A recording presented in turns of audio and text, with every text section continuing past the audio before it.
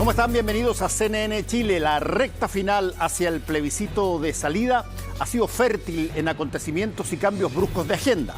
Un hecho relevante sucedió el jueves pasado con la salida del gabinete de la ministra PPD, Janet Vega, una decisión que fue anunciada por el mismísimo presidente Gabriel Boric en el norte.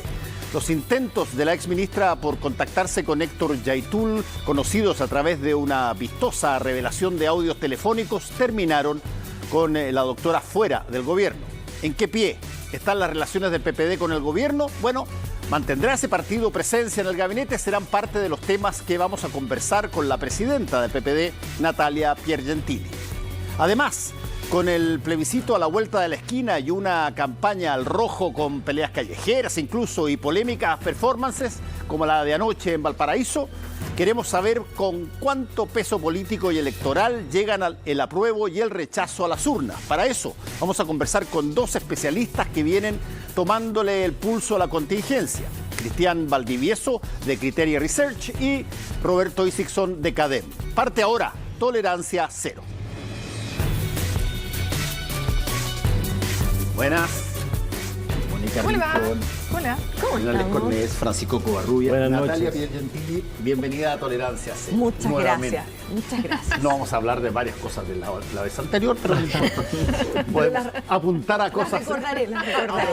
Ha pasado mucho tiempo. Ha pasado ¿por qué no mucho empezamos tiempo. con algo de contingencia y preguntarle inmediato qué le pareció lo que ocurrió en Valparaíso con este ultraje, con esta ofensa, con esta... No, yo creo que no le da ni para performance.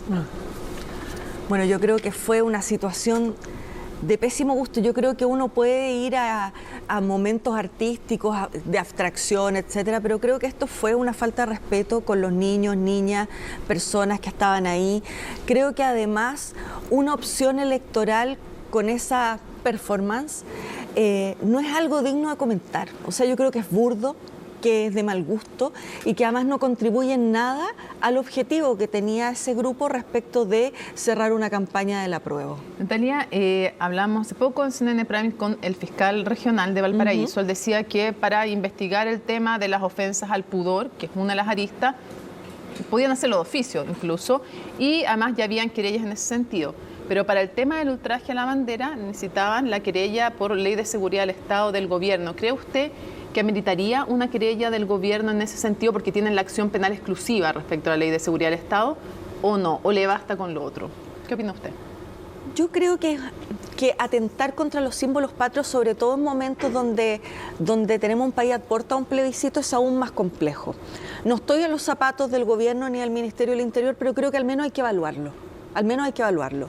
Porque, insisto, creo que cualquier cosa hoy día que tienda a generar más fractura a la que tenemos, además con símbolos que para muchos son muy importantes, que nos representan a todos, son de todos, yo creo que amerita una evaluación, fíjese. Natalia, y en ese sentido, el gran fantasma que apareció ayer fue que este fue un tema sensible durante mucho tiempo. Claro, esto fue lo más burdo y chabacano que se podía haber visto, pero de cierta forma el emblema, la bandera, el himno, fueron temas que estuvieron ahí. Desde la prueba decían que era una fake news, que decían que querían cambiar la bandera. Incluso la publicidad del gobierno dice, infórmate porque la bandera no la van a cambiar y todo. Es que nunca se propuso. Claro, y entonces la pregunta es, al mismo tiempo, y pasó colado, en Talca hubo un gran acto de la prueba donde se desplegó una gran bandera con una estrella que no es la estrella que corresponde a la bandera. Entonces, en ese sentido, ¿cómo esto afecta a una cosa que ha sido tan, que ha estado tan presente, digamos, este año y medio? No conocía lo que usted me dice de Talca, pero creo que si es así es un error. O sea, una de las cosas que ha atentado contra que tengamos un plebiscito informado, que tengamos un plebiscito tranquilo, que tengamos un plebiscito donde se discutan ideas, es que nos hemos entrampado en estas cosas, que a mi juicio son tonteras, frente a las cosas importantes. O sea, que tengamos que debatir que en el cierre de la campaña del apruebo se hace un cambio de la bandera chilena que es representativo de todos nosotros versus poder estar hablando los temas relevantes del proyecto constitucional, me parece que es perder el foco. Y eso es algo que ha sucedido durante todo el transcurso de lo que ha sido la campaña de este proyecto constitucional. Y creo que nada ayuda porque desvirtúa de las cosas importantes. Porque mucha gente, convengamos que podrá decir, bueno, si me cambian la bandera, o sea, ¿para qué voy a leerme el texto quizás que dice? Entonces creo, insisto, en que todos estos gustitos han atentado contra discutir lo importante del proyecto, que tiene cosas muy importantes además. Natalia, yo la quiero llevar a otro de los temas que ha sido, desde luego, noticia esta semana, que es la salida de Janet Vega del gabinete, correligionaria suya. ¿Usted cree que el gobierno aplicó una vara distinta con la exministra Vega en relación, por ejemplo, a lo que han sido errores de otros miembros del gabinete, como la ministra Siche, el ministro Jackson, que también han sido fuertemente cuestionados, pero nunca se puso en duda su continuidad, por lo menos hasta ahora, eventualmente en el corto tiempo sí? ¿Cree que se aplicó una vara distinta? ¿Cree que si ella hubiese sido, por ejemplo, miembro de la Prodignidad, se le habría mantenido en el gabinete? A ver, me cuesta visualizarlo solo desde esa perspectiva, pero sí creo que las personas que venimos de la otra coalición, por decirlo, el socialismo democrático, tenemos quizá una formación política donde los errores se enfrentan, digamos, de manera más tajante. O sea, cuando Janet presenta su renuncia, no sé si evaluó esto fue un error grande, chico, mediano. Yo creo que ella evaluó, la verdad es que esto fue un error, puede ser un problema para el gobierno, lo va a hacer. Estamos a puertas de un plebiscito, este tema es muy complejo, doy un paso al costado. Pero yo le pregunto sobre la reacción del gobierno. El gobierno la dejó caer muy rápido, es decir, desde que se sabe lo de sus contactos a través de una asesora con Héctor Yaitul hasta que ella sale solamente pasan horas, fue muy rápido.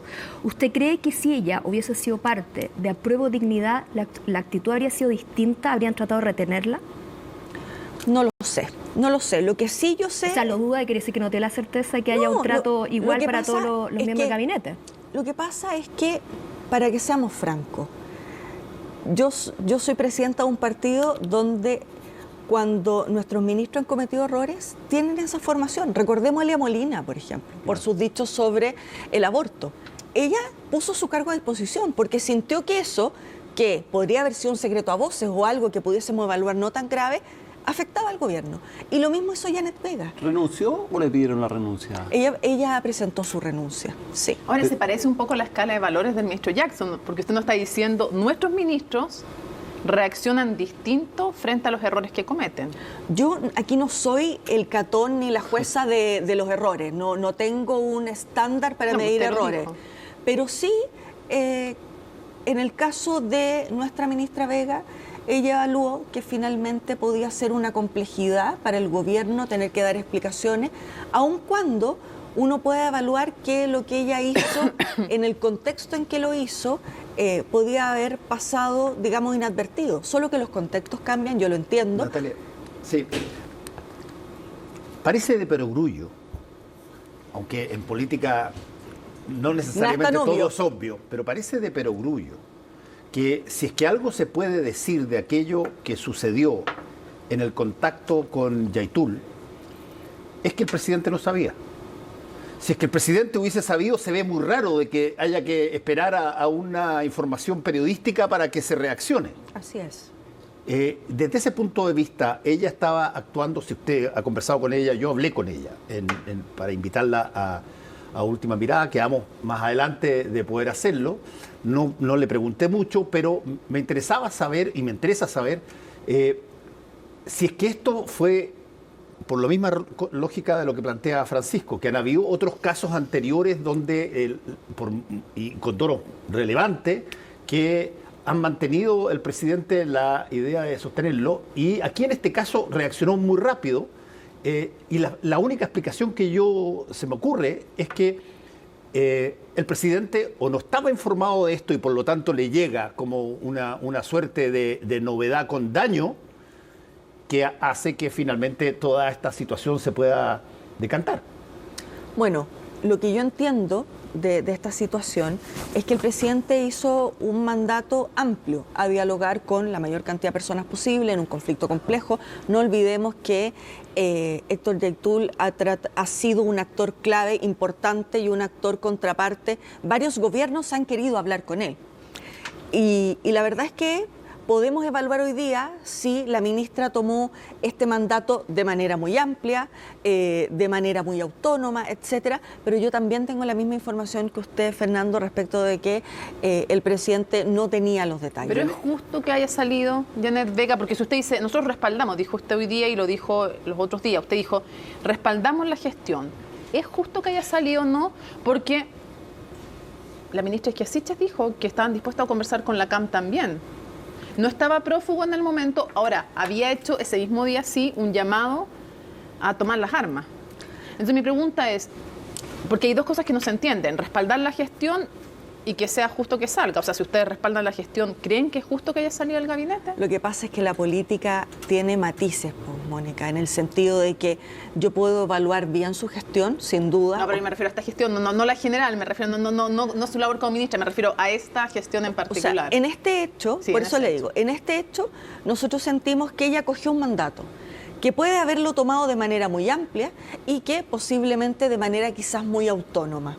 Y que eso, mirado hoy día en el contexto en que estamos, con el señor Yaitul, con el conflicto de la Araucanía, con un plebiscito a puertas, con un tema de seguridad complejo, bueno, esos escenarios hacen que esa mirada de un principio, esa disposición al diálogo, hoy día tenga complejidades. Natalia.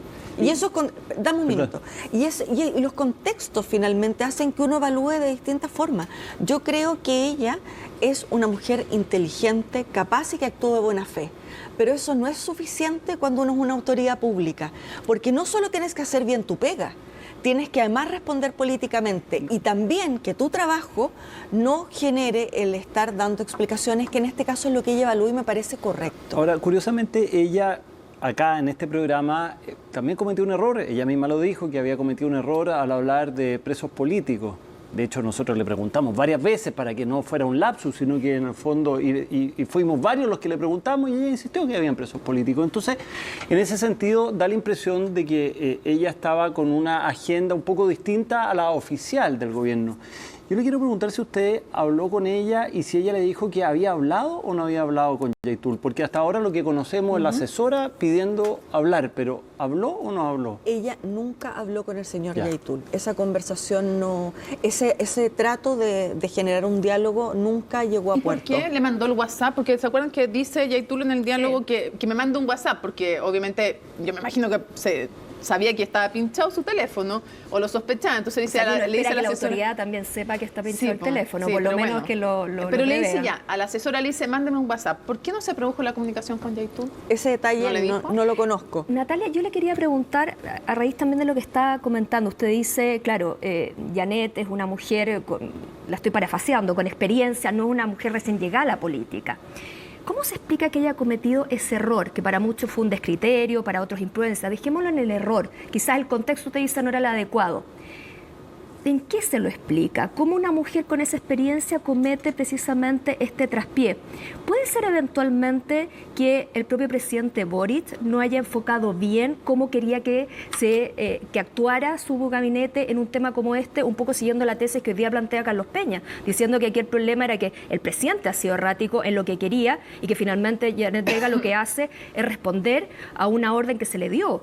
¿Fue eso finalmente o fue simplemente, bueno, una imprudencia que pudo haber cometido cualquier política experimental? No, pero es que insisto en el tema del contexto porque no es baladí. Porque nadie criticó al exministro de Desarrollo Social, Alfredo Moreno, cuando quiso hablar con Yaitul. No, porque hay una diferencia, Natalia. ¿Cuál? Según él dice, que siempre planteó que primero tenía que renunciar a los métodos violentos antes de sentarse a conversar. Dice, él me ofreció conversar a mí y yo siempre le contesté públicamente, tenías que dejar primero la vía violenta y decirlo públicamente. Entonces, es una diferencia. Sí, pero convengamos que cuando se trata de hacer este diálogo con todos los actores involucrados en este tema tan complejo, era en el mes de mayo cuando... Ahora se sabe, la Fiscalía estaba, digamos, siguiéndolo, etcétera, pero eso no era una información que el Ejecutivo tuviera. Pero el 2020 sí, en que había 2020 llamado a la siguiendo. subversión armada también, Sí, digamos, pero, no era la primera vez. Pero no se había, digamos, actualizado la querella del Ministerio del Interior, que le dio otro envión a esta causa. Pero ya existía una. Sí, usted tiene razón, pero por eso ley le de digo, seguridad del Estado. yo creo que aquí hubo, a pesar de de ser una política experimentada o de tener experiencia. Pero es que el traspié en la forma también lo que llama, porque ese amateurismo a través de una asesora. Porque claro, alguien podría decir, siempre hay contacto, desde luego que siempre hay contactos informales, pero no de la manera en que lo vimos, que parecía desde luego como un llamado a cualquier persona y no precisamente alguien que estaba llamando a la lucha armada y que estaba siendo investigada por la Fiscalía y estaba haciendo uno de los mayores dolores de cabeza al gobierno. Entonces eso es lo que llama la atención, ese amateurismo al momento de establecer contacto, de hacer parte de lo que iba a ser una política pública desde luego relevante. Eso es lo que llama la atención. Bueno, por eso yo creo que prueba de eso es que hoy día no es ministra de Estado. O sea, doy vuelta al argumento. ¿Podemos evaluar por qué una persona con experiencia se equivoca? Sí. Podemos decir, ok, quizás el mandato fue muy amplio y ella no estableció una contraparte que pudiera decirle, mira, hasta acá nomás, etcétera, y a lo mejor tuvo mucha vehemencia en haber tomado, digamos, la instrucción del presidente, también. Pero ella logra asumir todo aquello en la eventualidad del error y presenta su renuncia. De modo que eso explica su capacidad de analizar. Pero, Natalia, hay una cosa que a mí me llama la atención. Yo entiendo el acto que hace la exministra Vega. Ella pone el cargo inmediatamente, etcétera, acá ella. Pero por Dios que se ve distinto de las situaciones que han pasado los otros ministros, un poco como lo que decía Francisco. La maca. Por Dios que se ve... No, cuando no, tú... Da lo mismo. Ya, no te importa. Todos somos aquí, todos. un equipo. Pero básicamente han habido situaciones tan graves desde el punto de vista de las comunicaciones, desde el punto de vista de la prestancia en un puesto y de alguna manera no parece que fuera en este caso una situación distinta, y la única explicación, insisto yo en eso, que pueda haber para que se haya actuado tan rápidamente aquí y se haya dilatado todo en el caso de Giorgio Jackson o el caso de la ministra Siche, es que aquí había algo que el presidente ignoraba, y desde ese punto de vista el que quedaba mal era su gobierno. Bueno, por eso te digo, la información que tengo es que el presidente dio una orden amplia y la ministra recogió el guante y hizo lo que todo el país conoce, y que a partir de aquello, el presidente no estaba, digamos, informado al dedillo de esto. Pero mira, yo no quiero caer en esto de que porque es PPD o porque es del socialismo democrático se le mide con otra vara. Pero sí creo que esto hace que el estándar con que se midan los errores no forzados en el futuro, ojalá sean distintos. ¿Por qué?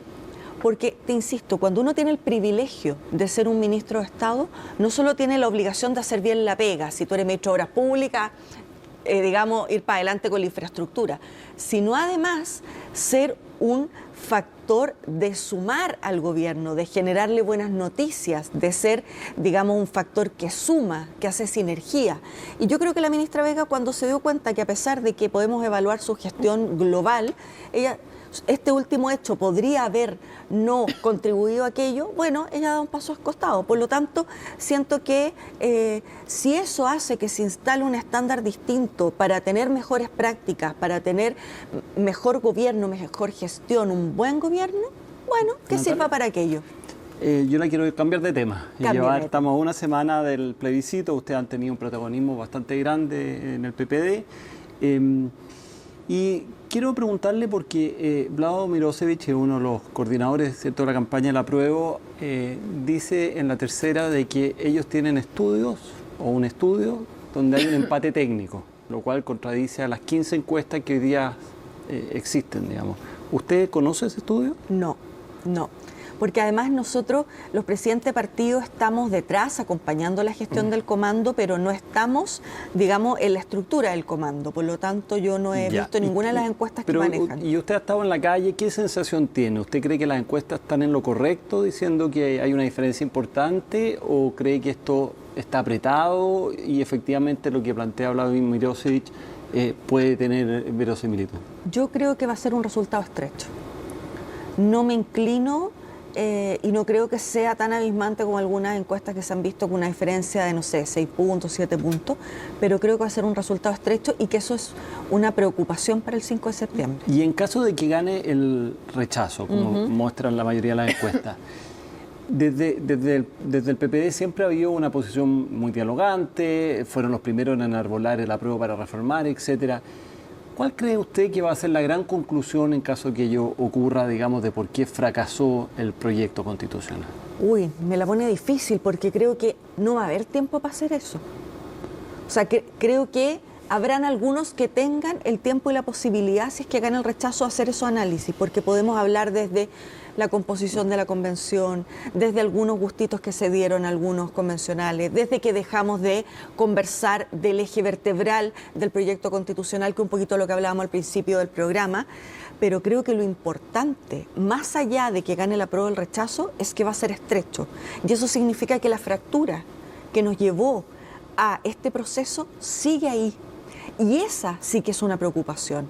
O sea, si usted me dice en algún minuto, ¿quiere analizar las causas si gana el rechazo? Sí, pero no el 5. El 5 yo espero que haya un gobierno con sus partidos detrás que le dé una hoja de ruta al país, seguridad, certeza. ¿Solo con sus partidos o deberá ser una convocatoria amplia? No, por supuesto que el primer batallón son sus partidos y sus coaliciones, pero por cierto esto tiene que ser parte de un trabajo mucho más amplio, sin duda. Aquí además yo creo que la teoría, digamos, en su minuto vilipendiada teoría o política de los acuerdos es algo que se va a necesitar, no para claudicar a las convicciones, sino para avanzar en función de disipar esta fractura, Natalia, que vamos a seguir teniendo, gane quien gane. ¿Coincide con el presidente de la Cámara de Diputados en que después del 4 de septiembre va a haber una cierta moderación del gobierno hacia la centroizquierda y que el socialismo democrático va a ser más necesario que nunca para el gobierno? ¿Cree que va a haber un eje que se corra hacia allá? No creo que haya un eje que se corra. Yo creo que como nunca antes, o como nunca hasta ahora más bien, yo creo que se va a necesitar a todos los partidos. Y creo que el eje vector del gobierno no es que esté más a la izquierda.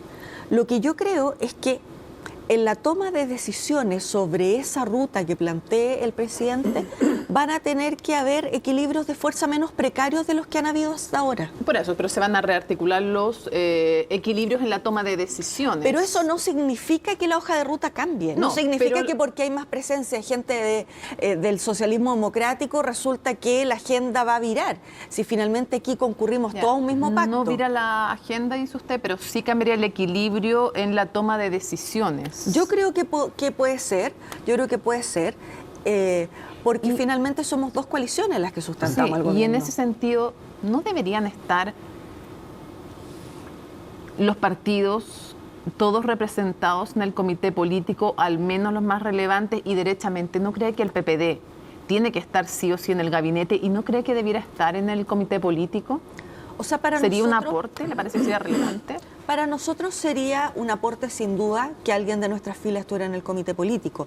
No solo porque nos sentiríamos orgullosos, sino además porque creemos que desde un tiempo a esta parte nuestro partido ha ido poniendo temas en la agenda, ha ido adelantándose a la problemática y creo que eso es algo que el presidente valora, que la ciudadanía ha valorado y que sería importante por eso. ¿Y que es porque carece también en algún sentido o le refuerza algo que le falta en ese sentido al gobierno?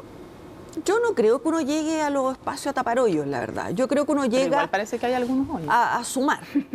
Yo creo que uno llega a sumar, y en ese contexto, ¿me gustaría que el partido estuviera en el comité político? Sí, porque creo que tenemos una mirada y una forma de trabajo en los últimos años que acredita el que esté representada una forma valórica e ideológica que a mí me parece que le hace bien al gobierno. De eso deduzco que una de las primeras medidas del gobierno después del plebiscito debe ser un cambio de gabinete.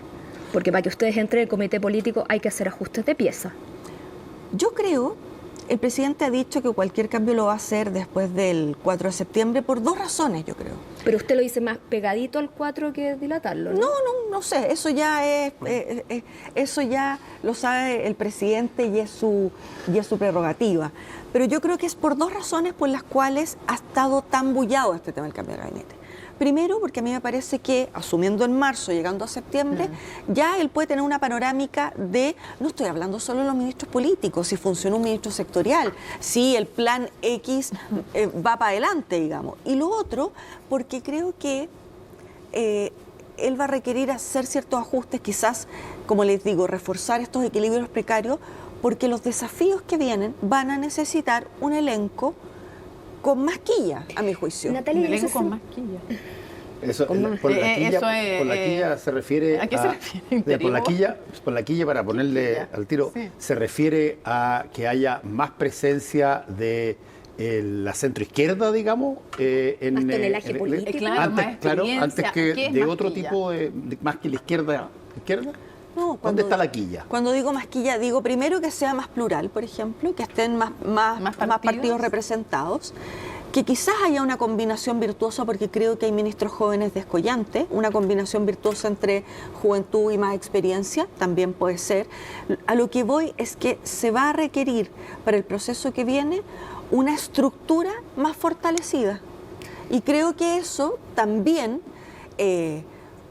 tiene que ver con la presencia de los partidos en el gabinete, pero también tiene que ver en cómo, a partir del 5 de septiembre, elaboramos una agenda común, más transversal, que haga que los protagonistas, que van a ser el Parlamento a partir del 5 de septiembre, en cualquier eventualidad, sientan también una concurrencia con el proyecto más fortalecido de lo que ha sido hasta Natalia, ahora. Una de las conclusiones que ha ocurrido con este proceso es que la centroizquierda se dividió, ¿cierto? Podremos discutir si se dividió mitad y mitad, 60-40, pero evidentemente la derecha concurre completa al rechazo y hay una parte importante de la centroizquierda. No es una cosa anecdótica como ha ocurrido en otras elecciones, que 4 así tránsfugas de último momento. No, acá hay 50 exministros de la Concertación, 50, que están por el rechazo. Hay parlamentarios, ex parlamentarios del PPD, hay Ex de la ADC, hoy día claro, hay 3 senadores de la ADC. Entonces, la centroizquierda se dividió. Y la pregunta es, ¿esto conforma un nuevo eje de la política chilena a su juicio, o aquí las aguas van a volver a donde siempre han estado una vez que ha pasado el plebiscito? Uy, yo tengo una reflexión sobre eso, que es la siguiente. Yo creo que quienes hoy día dicen que están por el rechazo y se autoidentifican con la centroizquierda, no son centroizquierda. O sea, Belisario Velasco, Ricardo Ormazábal, no son de derecha. Es que no es binario. O Jorge Tarut, o no Lo sé. que estoy diciendo es que en Chile la división entre derecha e izquierda quedó pegada, en los 80 quedó pegada en que si eras de derecha eras pinochetista y si eras de izquierda eras no pinochetista. Pero yo creo, y voy a decir algo que a lo mejor es políticamente muy incorrecto, pero es algo que he venido analizando hace mucho tiempo, que yo creo que la alianza con un sector de la democracia cristiana y también de partidos como el mío, que en su minuto tuvieron una amplitud y un ancho de banda quizás más excesivo de lo que correspondía, no hicimos el corte ideológico en su minuto. O sea, creo que la lucha para recuperar la democracia era tan importante que nos unió, pero que después, a poco andar en ciertas políticas públicas, ya teníamos grandes diferencias. Recordemos lo que pasó en Bachelet 2, o sea que fue la única vez que tuvimos mayoría parlamentaria y No se hizo efectiva. no se hizo efectiva porque habían quiebres ideológicos. Entonces, yo no estoy diciendo que yo soy el catón y digo, miren, de aquí para allá es la centroizquierda y de aquí para allá no. Lo que estoy diciendo es que cuando esas personas que hoy día están por el rechazo no les es suficiente el Estado Social y Democrático de Derecho, la descentralización, la paridad y el corazón de este proyecto constitucional, habrá que visualizar entonces que a lo mejor Pero no será- se han corrido un poco. Y eso no tiene nada de Pero no malo, no será es peyorativo. ¿Para dónde? ¿Para la derecha? O hacia el centro-centro, en fin. Ya, pero no son, si no son de centro izquierda, ¿qué son?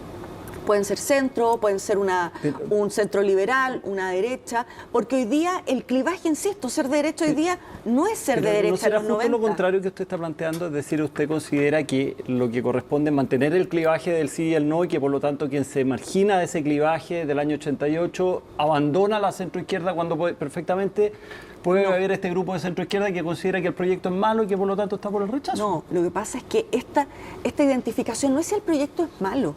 Sí, hay muchas cosas del proyecto que a nosotros tampoco nos parecen. No, pero demasiado malo para aprobarlo. O sea, yo creo que ahí está la diferencia. Es que ese es el punto, Claro. porque cuando el corazón de la propuesta constitucional es lo que quienes nos identificamos como centro izquierda hemos bregado 30 años y ahora tenemos la posibilidad de conquistarlo, pero porque en la lateralidad el Poder Judicial se llama sistema de justicia, Pero entonces es que eso no no. es lateralidad, pues. O sea, el sistema político en la esencia una constitución desde Aristóteles hacia adelante. Entonces, Pero no es esa es tu lateralidad. posición. No, pero es la quiero posición de la terminar mi centroizquierda. argumento. Pero es que a eso Sí, voy. da lo mismo mi posición. Pero es que a eso voy. Porque cuando aquello por lo cual bregamos 30 años, hoy día no es suficiente y no se logra visualizar que desde allí es donde se puede construir, porque lo demás es incierto, porque la derecha hoy día, que está replegada y escondida, nunca, jamás estuvo por los cambios. Porque yo puedo decir, ok, hoy día a lo mejor el presidente de la UDI, Javier Macaya, puede decir, no, si ahora estamos. Y yo le puedo decir, Javier, te creo, eres otra generación, etcétera. Pero no tienen irreprochable conducta anterior. ¿Y el presidente Lagos, por ejemplo, también forma parte de que se corrió al centro? El presidente Lagos lo que ha dicho, y el presidente Lagos otra cosa. ¿Por qué otra cosa? Es otra cosa, porque él ha planteado una perspectiva desde el 5 de septiembre. Y él tiene todo el derecho a decir, a no querer decir si vota apruebo o rechazo. ¿Cómo? Pues usted está diciendo de que todo lo que hemos luchado durante 30 años, parte de esa lucha fue Ricardo Lagos. Entonces se contradice en cuanto a decir de que la centroizquierda no puede estar en contra del proyecto. Lo que digo es que la centroizquierda se plantea desde el corazón del proyecto, desde el espacio donde quiere construir y mejorar.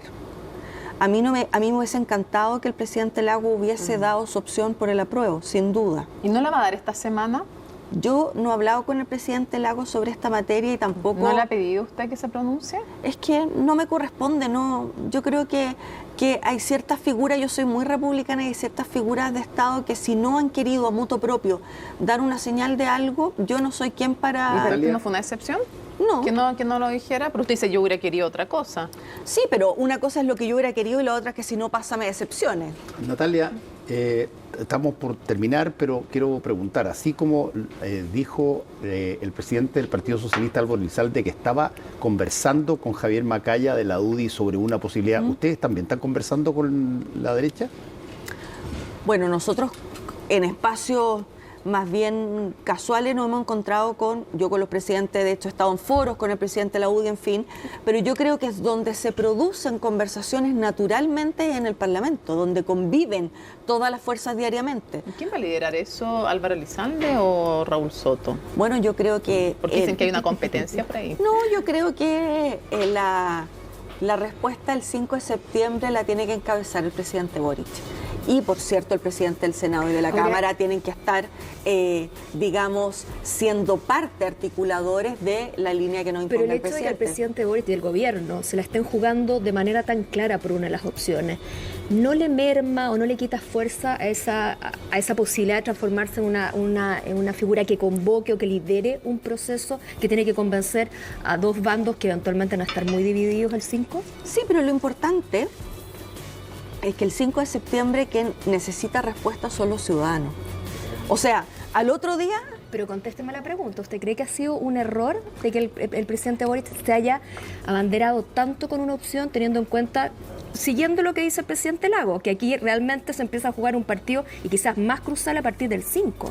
Yo creo que el presidente Boric ha planteado algo que era obvio que él iba a estar por el apruebo y desde dónde se construye. Pero creo que su liderazgo se ha probado en momentos tan complejos como cuando nos insta un acuerdo, porque entiende que a pesar de que su corazoncito puede estar en el apruebo, hay ciertas cosas que como partidos podíamos, digamos, concurrir para mejorar ese proceso, porque es un proceso que no termina el 5. Natalia, hay algo que le preguntó Francisco que me saltó algo cuando usted respondió. Usted dijo que hay un momento en que no habían hecho un corte. ideológico con cierto grupo que era demasiado amplio, la banda de ancho, no sé cómo dijo la... Ancho de banda. El ancho de banda, gracias. ¿Ya? El ancho de banda ideológico de la exconcertación era demasiado amplio, más amplio que hubiera correspondido. Y cito el ejemplo del gobierno Bachelet II, cuando la DC, por ejemplo, no se sumó a varias cosas. Eso quiere decir entonces, más allá que la DC haya votado estar por el apruebo en 60-30, no sé.